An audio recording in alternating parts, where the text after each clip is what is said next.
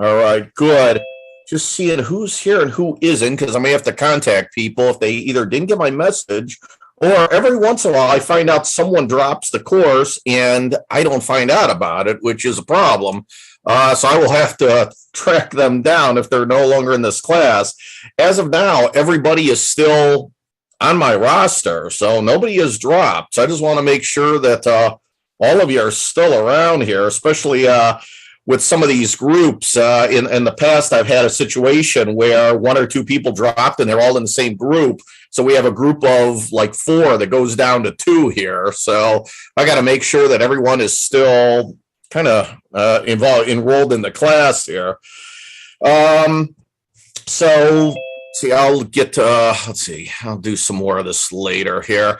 So all I had planned for tonight was to just go over the training presentations. I posted the details on that in Blackboard about 10, 15 minutes ago or so. So everything I'm going to share with you tonight is already there. So you're all set, ready to go by the time we're done with this conversation.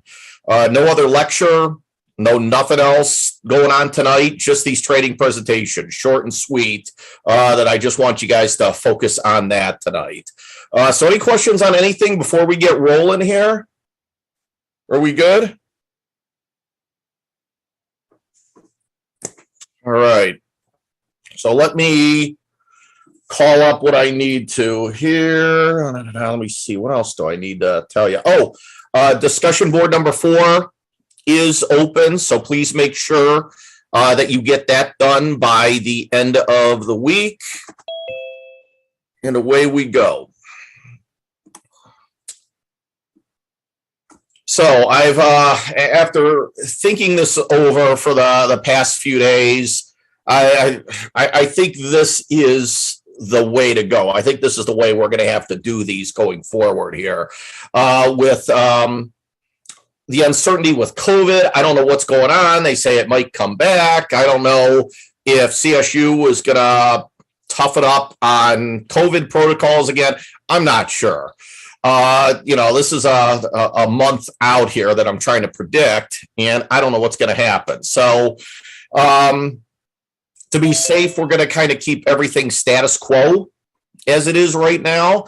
And as I go through this discussion tonight, you'll see how I made some tweaks to how we're going to do the presentation here, so as to accommodate any unexpected changes with COVID that I wasn't able to anticipate. So here we go. So this presentation, as you see at the top, it's going to be due on April 30th. That's a Saturday. Normally what we would do is you would come to the classroom and present these live in person, but I'm not sure if that's going to be feasible in a month or not. I don't want to take the chance. So I'm just going to have you submit everything to me via Blackboard.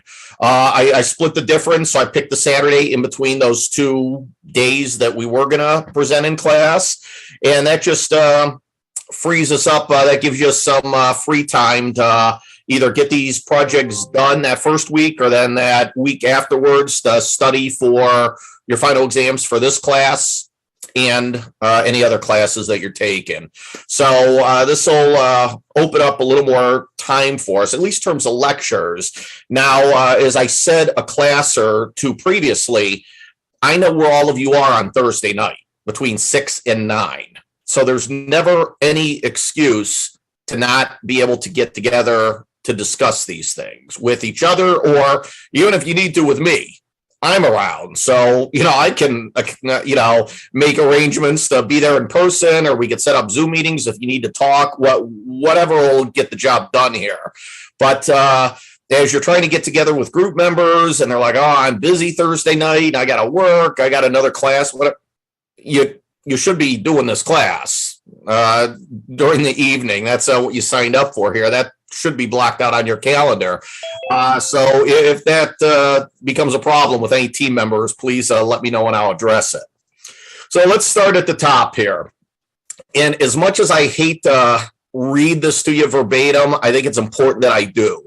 Because every time I do these presentations, there are at least 2 or 3 people that screw something up. And I'm like, I covered this stuff. I'm not sure what happened here. So to sort of prevent that from happening as much as possible, let me take some time this evening and go through this with all of you so you can hear me say this aloud to you.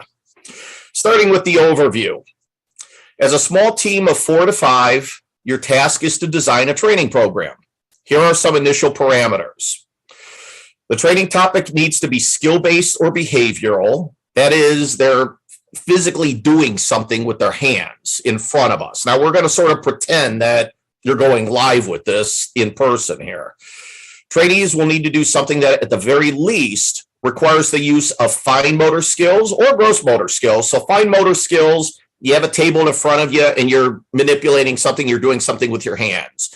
Gross motor skills, full body type thing. If we need to, push desks back, I've done that before. If we need to make some extra room to do something to spread out, to have you do some sort of presentation that would take up a big chunk of floor space, so be it. But it has to be one or the other here. They're physically doing something in front of the rest of the class. Of course, any enhancement of either cognitive, so the brain, knowledge stuff, or affective, so in your heart, changing attitudes, changing emotions, any of that, hey, and that's icing on the cake here. But at the very least, behavioral, physical, doing something, the trainees are doing something in front of the rest of the class. The training topic needs to be practical, not theoretical. So none of this, let me wish my life in a better, peace and harmony or whatever. I'm looking at this like, what are you doing? I can't see them doing anything here. So it's got to be something where they're actually, again, physically doing something. They are manipulating something. They're building something. They're creating something, whatever it is. And something that can be taught in 20 to 30 minutes from start to finish. That's your window. And that's a pretty generous range. Anything under 20 minutes would be way too short. Yet I don't want this to be something that it's not going to be like a 3-hour, 4-hour training presentation like I typically give here. So 20 to 30 minutes is a good amount of time to do what you need to do for this particular presentation. Now, I think I've said this in class before. If any of you have or will someday apply for jobs as a trainer in business and industry, this is one of the tasks that they sometimes ask you to do. They'll give you some data, or they'll give you a topic, or whatever it is, and say, okay, it's 9:00 now. By noon, you have to give a presentation to the rest of the team. It's got to be 20 to 30 minutes. You have to do this. So I've actually done things like this as part of a job interview. Just on the spot, they throw this in your lap and tell you to go. So obviously, you're going to have a little more time to get your ducks in a row here. Moving on. The choice of training topic is up to you.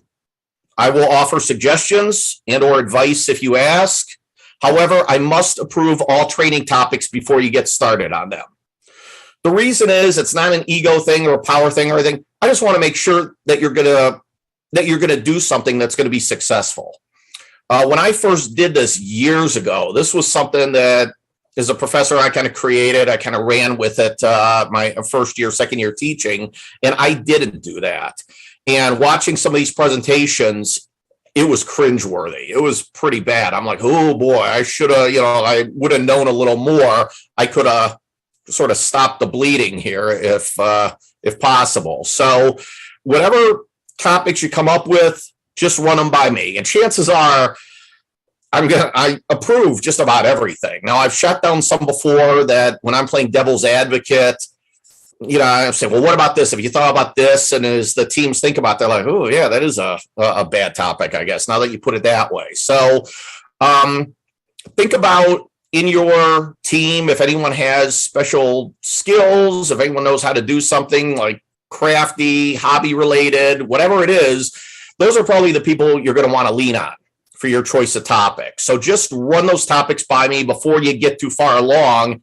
And I'm like, oh boy, this is not going to work out too well for you. And you may struggle toward the end, and that might be why. So I'm going to try to catch you before you go too far down the path here. So think about it, talk it over with your teammates. Deadline for getting my approval is next class lecture. So next week, Thursday, March 31st, hopefully I have an idea close to it, broad brushstrokes here, what you're going to be talking about. If you proceed without first getting my sign off, 10 points will immediately be deducted from your score. We can do this via email, phone, Zoom, in person, before, after class. I don't care. Doesn't matter. My schedule, I free up a lot of things to accommodate my students. I am around. And some of you know I go the extra mile to meet you 8 a.m., 8 p.m., whatever. So there's no excuse for not being able to get in touch with me. So please run those topics by me before you get started on them, because I want to set you up for success as much as possible. So having done this now for probably about 14, 15 years, I think, I have a good idea of what works and what doesn't. So I want to help you out as much as I can. Continuing on, the training topic must be legal, safe. Okay, so that rules out, having your own meth lab or making homemade fireworks. Let's not get anyone arrested or get me in trouble here. And something that at least half the class doesn't know how to do. And you can think through that one. So no, oh, here's how you tie your shoelaces, or no, here's how you make a peanut butter and jelly sandwich, or here's how you make a bowl of cereal. Nothing like that. Okay. It's got to be said. You should think of the topic. If we're presenting this, you want to teach people something new. If you're showing something, if you're presenting something that people already know how to do, well, then what's the point? What do we need you for? This is taking up space. This is taking up time. So we don't want that. We want something that is going to at least challenge half the class, that they're going to be like, wow, I've never done this before. Tell me more. Based on my experience, just right off the bat, just telling you what I will probably shoot down are any sort of food dishes. So here's how you make guacamole, something like that. Okay, just about everyone would know how to do that. And all I got to do is get a recipe and follow it. So again, why do I need you? That's not that challenging. Now, I've had students in the past. The one year I had a student, she was like a trained chef. She went to culinary school and she worked at a really fancy restaurant here in Cleveland. She showed different cutting techniques with her, this expensive knife set and how to do how to chop vegetables different ways, so on and so forth. Okay, something like that. That was impressive. That was pretty neat. But none of this, okay, here's how you mix something in a blender and, make this dish or drink or whatever. Those tend to be very basic, very simple. And those are the kind of topics that half the class is usually falling asleep midway through. So that's a bad one. Any sort of IT stuff, every so often I run into some really, really smart students in my classes. I mean, they are programming, doing all sorts of coding and stuff like that. But to teach that to a bunch of people who maybe have no clue about that stuff and to do it in 20 to 30 minutes effectively usually doesn't work too well. So I would stay away from those types of technical computer type things. Any sort of magic tricks or card games have been pretty bad in the past. Either they're too short, too long. I had one group the one time they taught the class how to do a magic trick and they did it wrong themselves. The trainers did it wrong. And so the class is looking like, well, what are we doing? It's like, well, let's start all over. And I'm like, tick tock, tick tock. You only got about 5 minutes left here. So those are pretty bad. Also, any sort of like sports rules. So how to play soccer, how to play baseball, something like that. Again, I can Google that stuff. And, to go through all the details, all the intricate rules of a given sport, a little difficult. Now, on that note, I did the one semester have one of my teams. It was a group of CSU softball players, and they wanted to do something with softball. And I'm like, I don't know. I think this is going to be pretty bad. And we debated back and forth, and they came up with the topic of showing people the proper technique for throwing an underhand pitch. And we shoved the desks against the wall. They taped a strike zone onto the brick wall, and they had these soft, cushy softballs that the trainees used to throw. And it was actually a pretty good presentation. I was pleasantly surprised because I didn't think it was going to work too well, but they were confident that this would, hit all the marks that I was looking for here. And, it did. So, something like that, if it's something very specific, that's very skill oriented, that most people could just figure out on their own or read on their own, okay, I'd be open to that. But for the most part, those are the topics that I can tell you right now have received the lowest grades on these. And it's nothing personal or nothing biased. It's just, it's a hard topic to make work, to do effectively, given the constraints I put on you for this presentation. In addition, do not simply copy someone else's content from a website and call it your own. I've had students in the past that are like, 30-minute presentation. I'm going to show the class this 20-minute video. And I'm like, well, what are you doing on this? To take someone else's work and say, here you go, here's how I'm going to do the training, and that's it.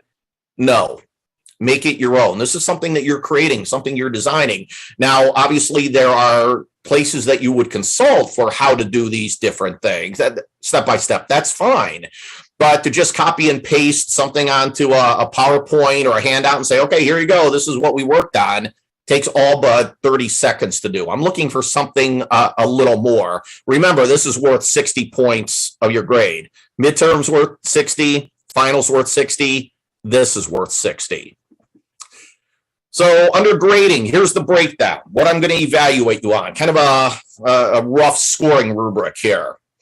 20 points will be on content itself, the meat of the presentation. So the quality, the learning principles and the models and theories, everything we've talked about in class, if you're actually using that to teach. So like social learning theory, how you're using that to get your point across, how thorough you are, how detailed you are, if everything kind of makes sense, has a logical flow to it. So that's the first big chunk of your points.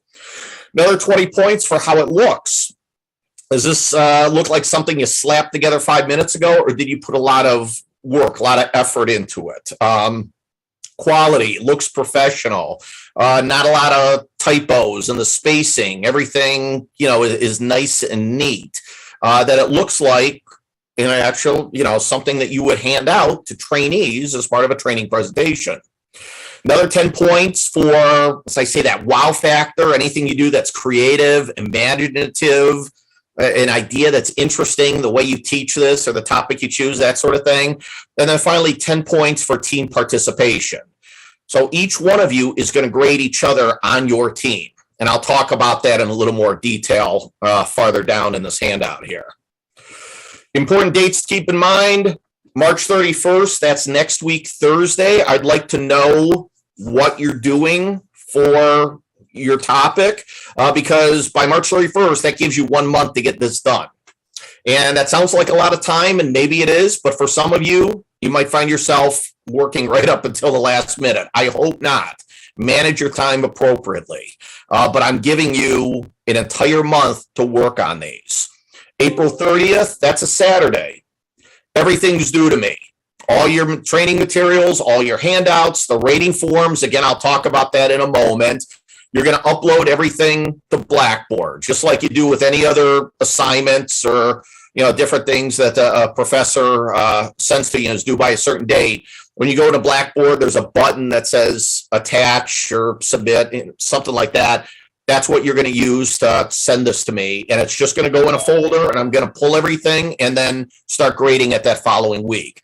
And then finally, the weekend of May 13th through the 15th, that's at the very end of finals week. That way you can focus on your other classes if you want.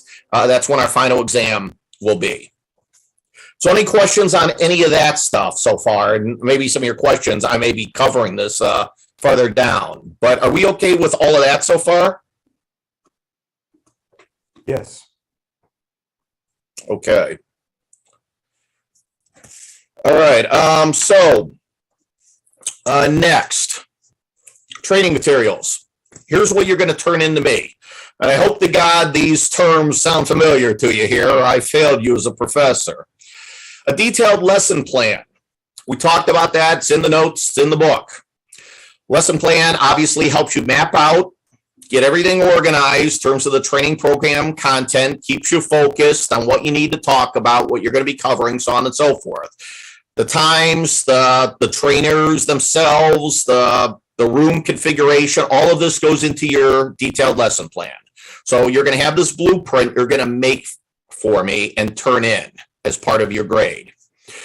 Any additional handouts, materials, if you're going to do a PowerPoint presentation, whatever it is, send it my way. Send that as one of the attachments. Anything, if you have any doubts, send it to me. A level 1 evaluation. So remember Kirkpatrick's model of training evaluation. Level 1 is a smile sheet, like a course evaluation. You're going to come up with about 8 to 10 items or so that you would pass out to the trainees and ask them, hey, what did you think? Did you enjoy it? Did you have fun? Do you think you learned anything? What suggestions do you have for doing something different next time? So that's a level 1 evaluation. Kirkpatrick, again, level 2, that's a pre-test and or a post-test. Now, if your pre-test and post-test are exactly the same, well, I really only need to see one of them. I don't need to see both.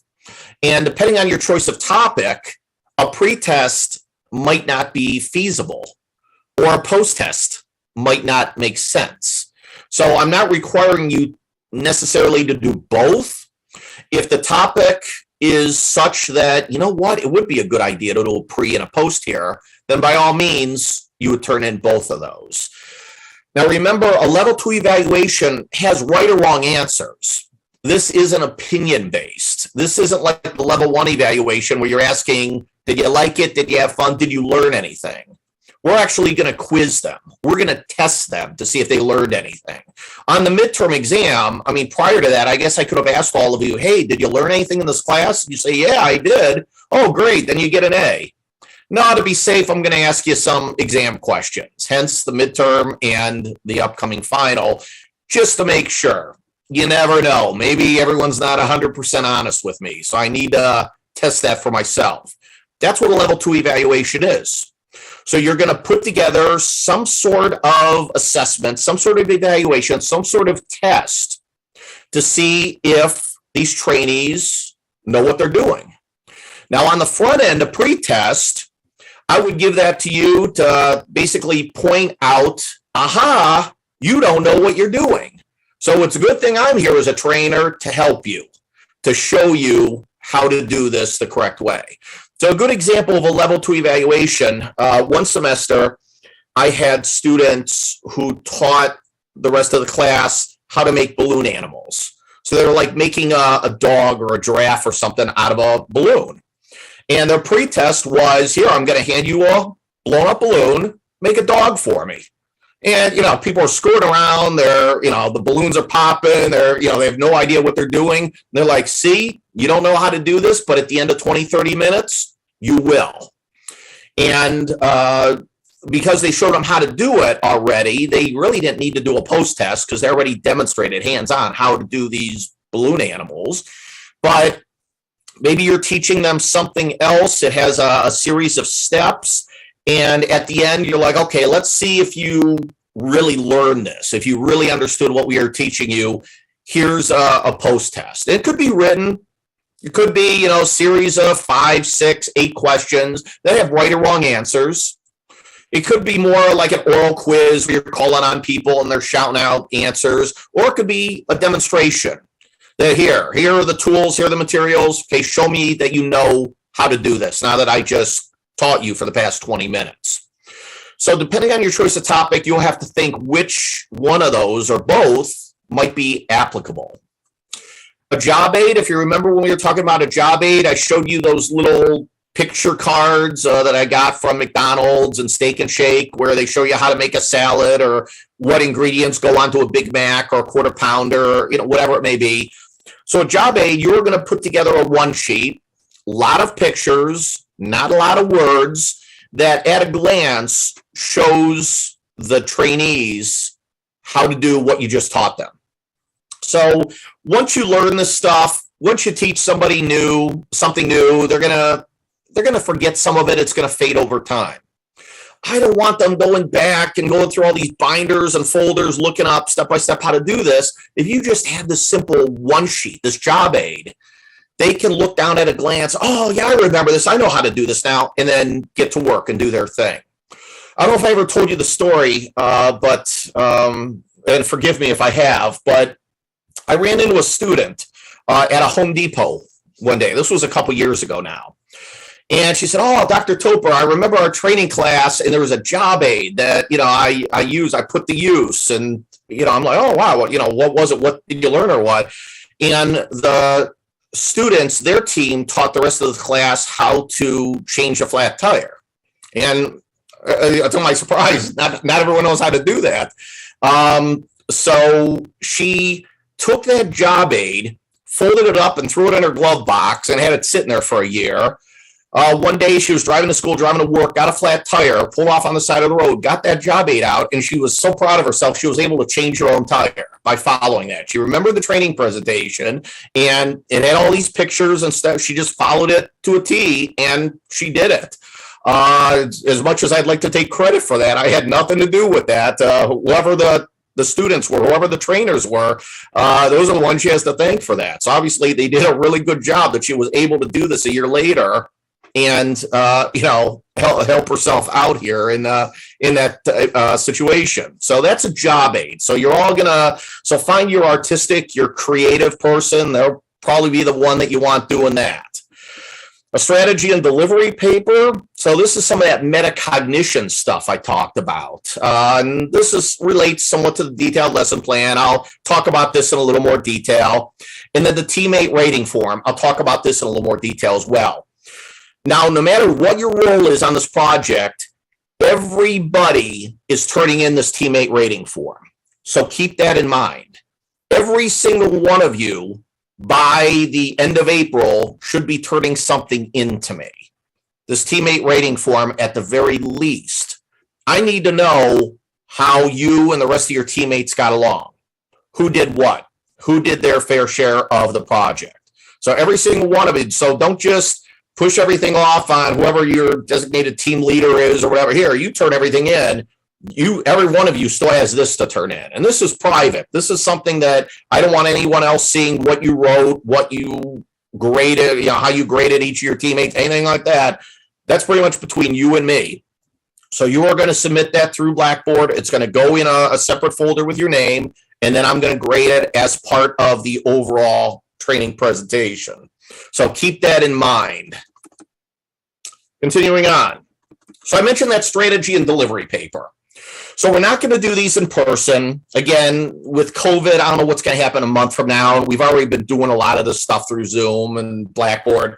Let's just keep status quo for now. I'm not going to change this class midstream here and maybe screw things up for some people. So here's the alternate, I guess, plan of attack that we're going to use here. So along with all those training materials, the lesson plan, job aid, so on and so forth, please include a short paper that answers the following 3 questions. Number 1, in terms of the introduction to your training presentation, how would you convince your audience to pay attention to you? That is, why would someone want to listen to this presentation? Why should they care? Basically, what's in it for them?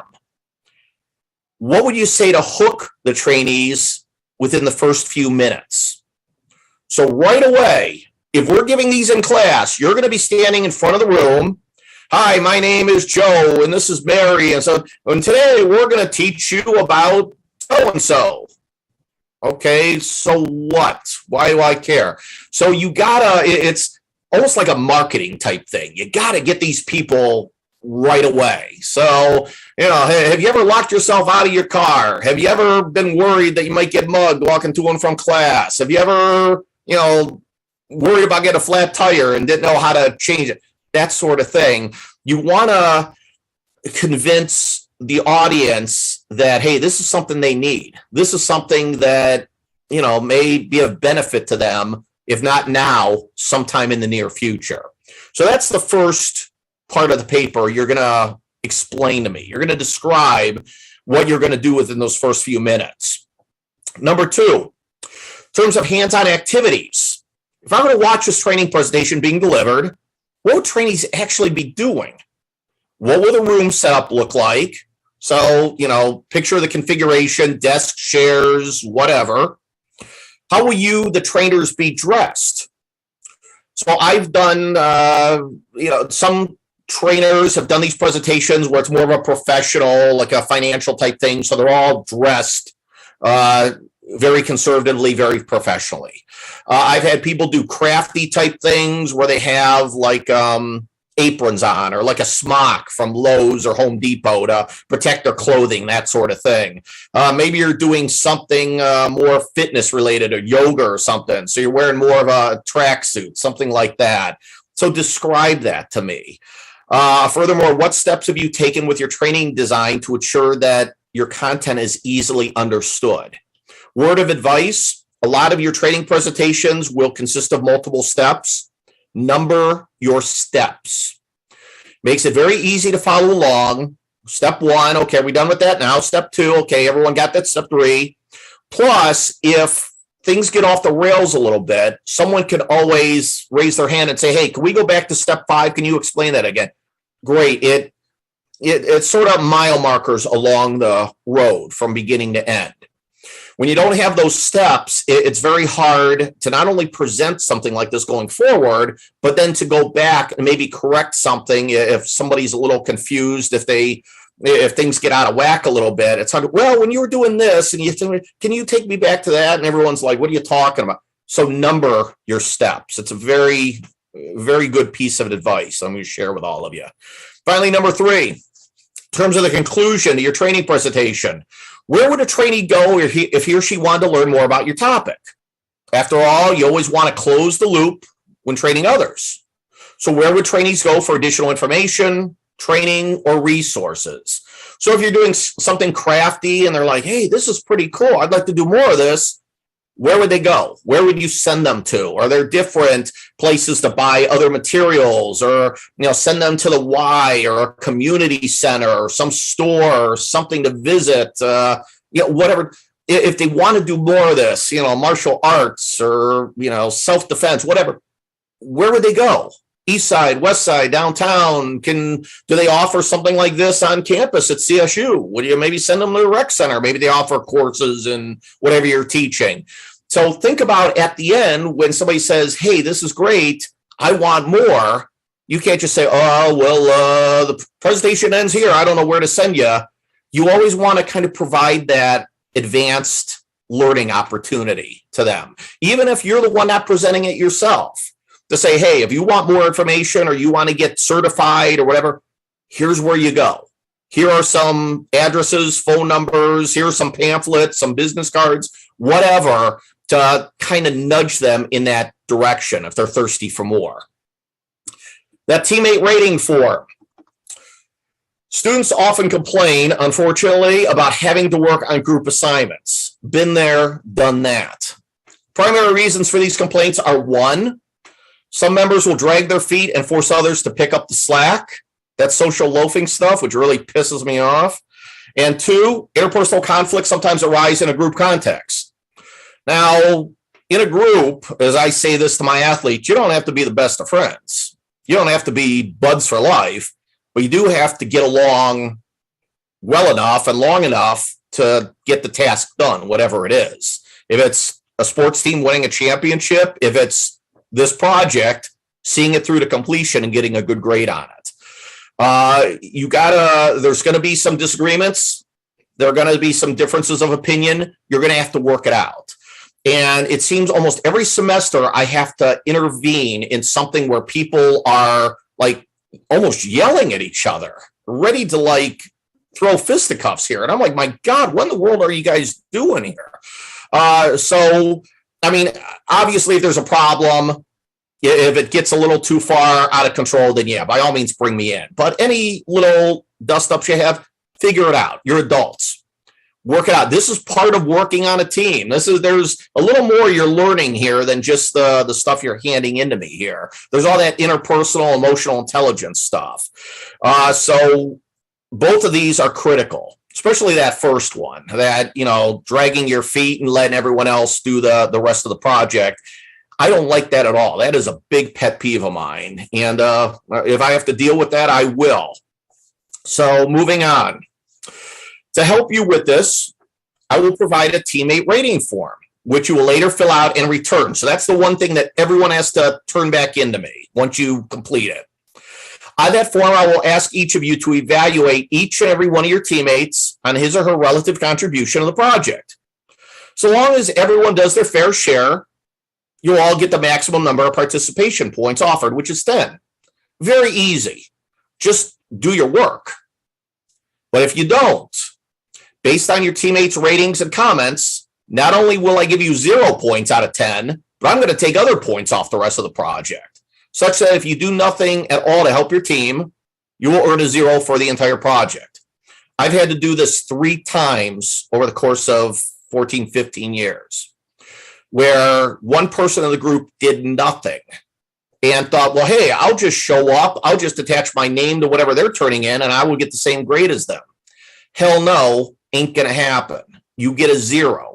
And 0 out of 60 is going to hurt your grade a little bit. You're probably not going to end up with an A in this class if you get 0 on this project. As a statistician, I'm pretty confident in that statement. I just want you to participate and help out the rest of the team. That's all I ask. Some people are more leaders, some are more followers, some are more creative, figure out who's good at what and make it work. Now, I realize that there may be time conflict situations where, hey, I'm running late from work. Okay, those things happen. Okay, we don't necessarily need to throw people under the bus for, a missed meeting once in a while. But if somebody never calls, never emails, never shows up for meetings, never does their part of the presentation, let me know, and their grade will be impacted accordingly. I don't like situations where a student sits back, does nothing, and thinks they're going to earn the same grade as everyone else on the team. Doesn't work. As a matter of fact, in these groups, I have groups of 4 to 5 people. It's quite possible that everybody gets a completely different grade. It depends what everyone else has to say about you. And I've been fortunate that students are brutally honest with me. And they tell me what's what. They let me know who's doing what in this class. So I will know. There will be no surprises. It's not like when you see your grade, like, oh, I'm shocked. How did this happen? You should know. So just do your fair share, and you have absolutely nothing to worry about. Final bullet point there. It is expected that all group members will contribute in some way to the training presentation, and that the level of that contribution must be equal to that of his or her other team members. As such, you'll need to figure out each other's skill sets and leverage them accordingly. As I said, figure out who is good at what. Final thoughts. I hope you find this project to be both interesting and enjoyable. Granted, this is not the way I wanted to do this particular assignment, but given the ongoing COVID uncertainty, we'll all simply have to adjust accordingly. As always, if you need to reach me, you can do so at my Yahoo email address. All materials are to be submitted via Blackboard. Keep in mind, when you submit something for grading in Blackboard, a lot of you know this from your other classes, but if you're ever turning in a written paper or project, whatever, you only get one chance to submit an assignment. So don't turn in your materials unless it's ready for grading. If you have 5 pieces parts you're turning into me, if you attach one and then hit submit, you will not be able to attach 2, 3, 4, and 5. You gotta, just like an email, attach all of the documents at one time and then hit send. So make sure if not, it gets really messy to try to fix that otherwise. So attach whatever you're turning in, everything at one time, then hit send or submit or whatever Blackboard says, and you're good to go. To be safe, I prefer that one teammate take the lead and submit all of your training materials together on behalf of the entire team. You don't have to. It's however you want to do this. But my experience has been that if everyone does their separate pieces parts and one person kind of brings all of it together and submits everything on behalf of the team, usually it's a lot easier, and that person makes sure everything's turned in. If we have 4 or 5 people and I'm trusting all of you to do your part, if one person doesn't turn in the job aid or doesn't turn in the pre-test or post-test, whatever they were responsible for, the entire team's going to suffer. I'm not doing this he said, she said, pointing fingers. Oh, it was their responsibility. I don't care. This is you're getting a group grade and an individual grade. So that will impact your group grade. So you may want to make sure that everything is accounted for, everything is lined up, everything is sent to me. You want to make sure that everyone turned in what they were supposed to do. You don't want to find out about that later. And oops, I forgot. I was busy with something else. Well, that's going to impact your grade. So you may have one person who wants to check all of this over just to make sure it all gets to me. As I said, I do expect each of you to submit your own teammate rating form. All materials are due by Saturday, April 30th at midnight.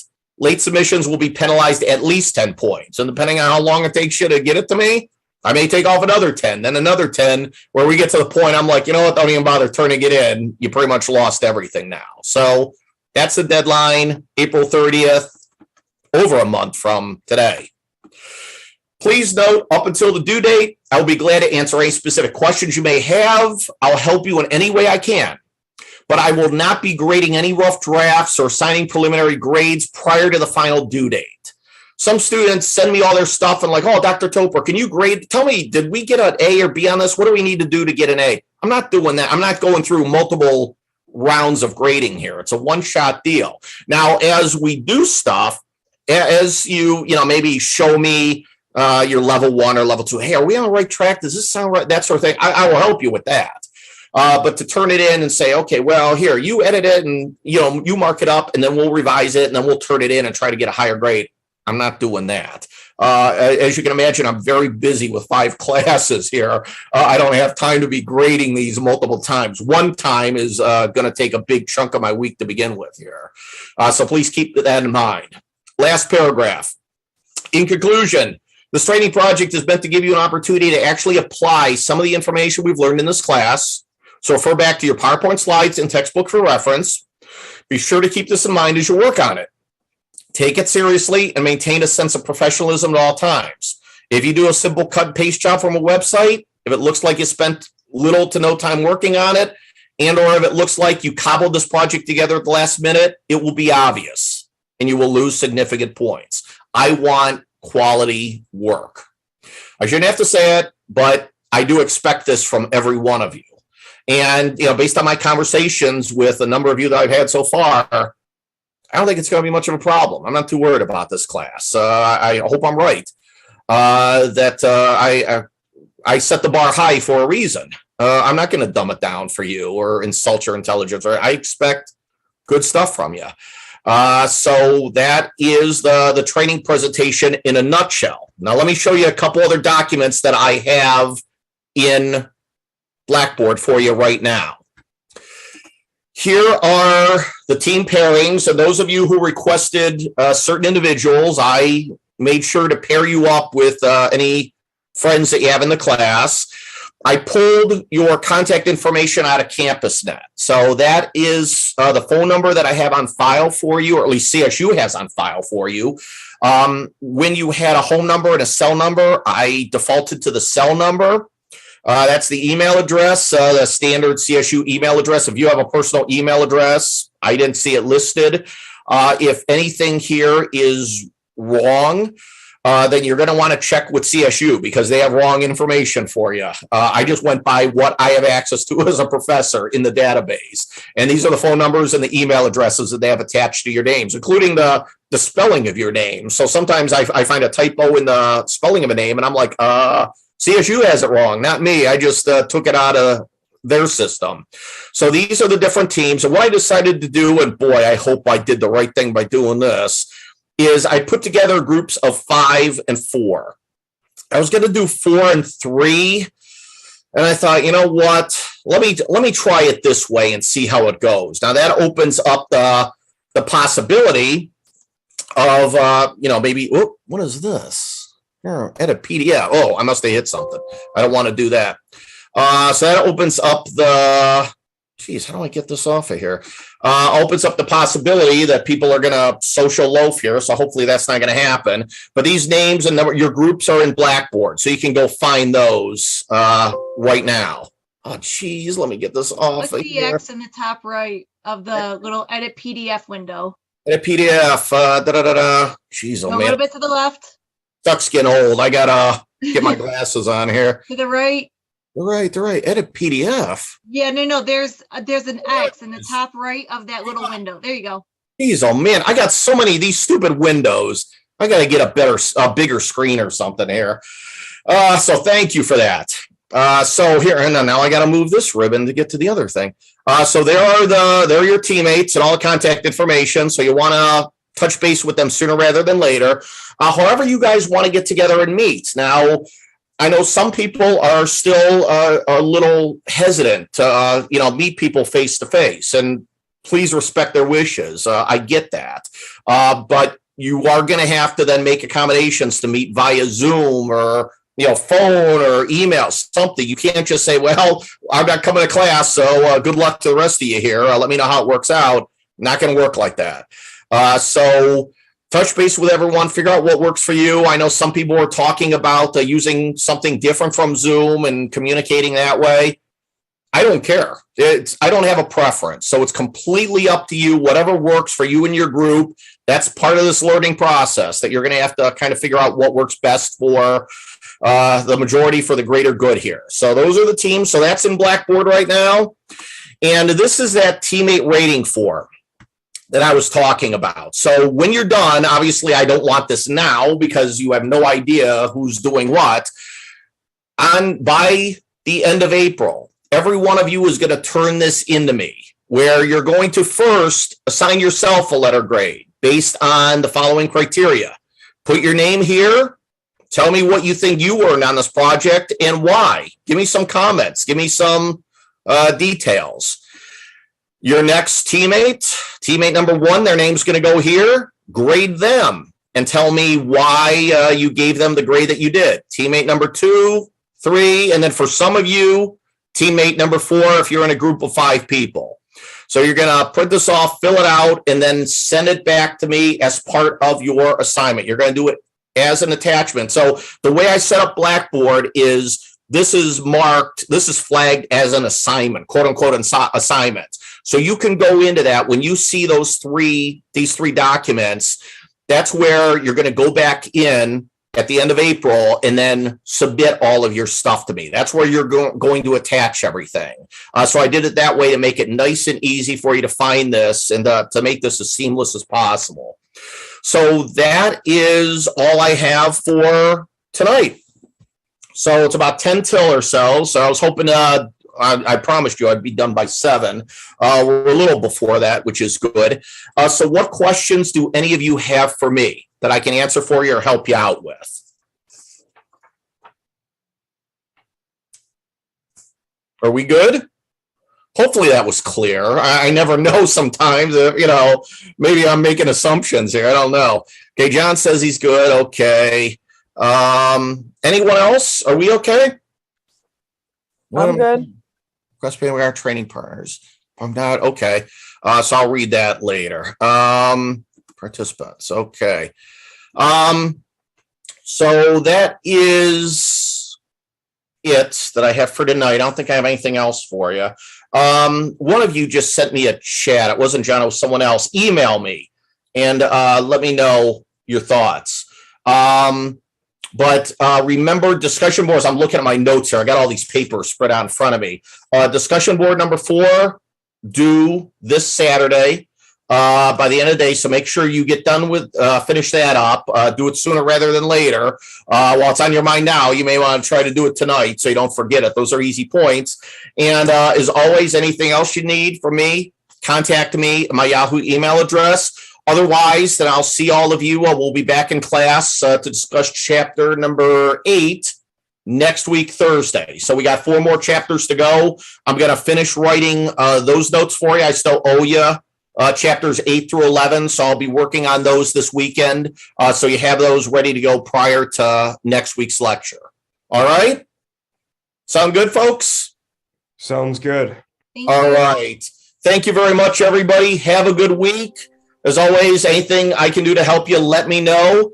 And otherwise, I'll be talking to you next week. Thank you, Professor. All right. Thanks a lot.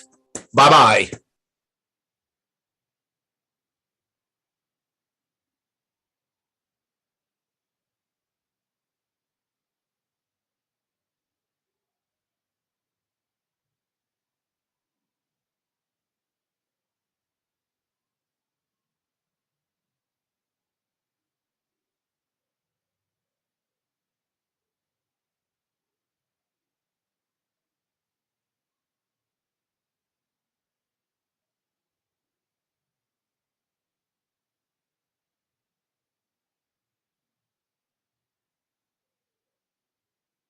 For me,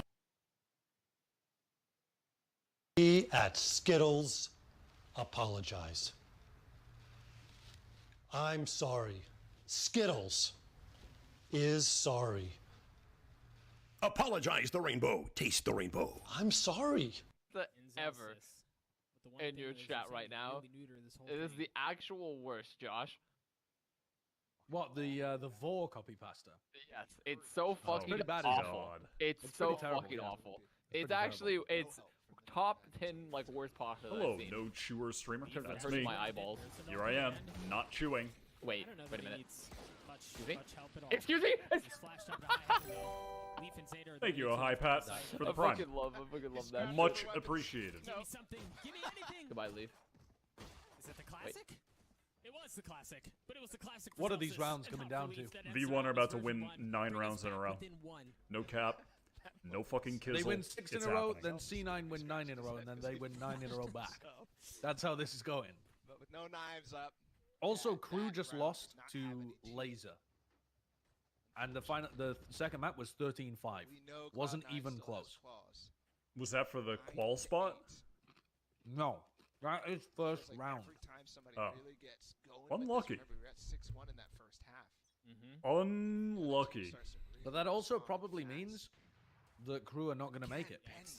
And that's on Leaf this time. Because they were losing recently to Leviathan as well. So, immediately neutering the opportunities for those early entries that Cloud9 is so good at. You know what that means, chat?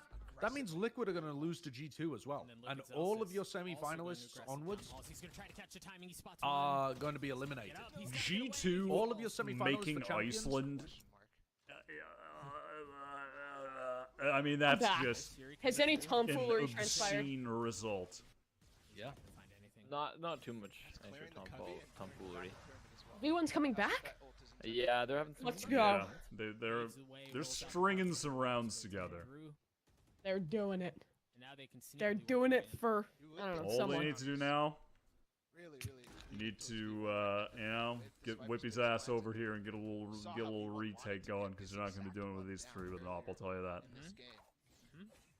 Oh, Penny's got daggers. Nice. A lot of space to work around the pyramids. Penny's got the Blade Storm, Vanity. I love the conspiracy theories that have popped up here during this event, where it's like ranked. People are typing in the Valor chat like rank queues conveniently down during big VCT match. Curious. Curious. Riot. Hello? Don't wait. Please, Zeta, please. No, he No, missed the missed another shocky. shot. Oh, he missed the shocky. The tragedy. Finally punished. Finally punished. The tragedy of Macbeth. And what a decision from Cloud9, but not quite working out. That is an Shocky. absurd Zeta getting a retake, little, though. I really thought they were going to struggle to get back what's into the that word? Viper's pit, He's and questioning then the decision there, questioning the they just possibility, scale in together, losing his confidence coming through that hold double for each door, 'cause other, if you swing that, they're not boomed actually paying attention.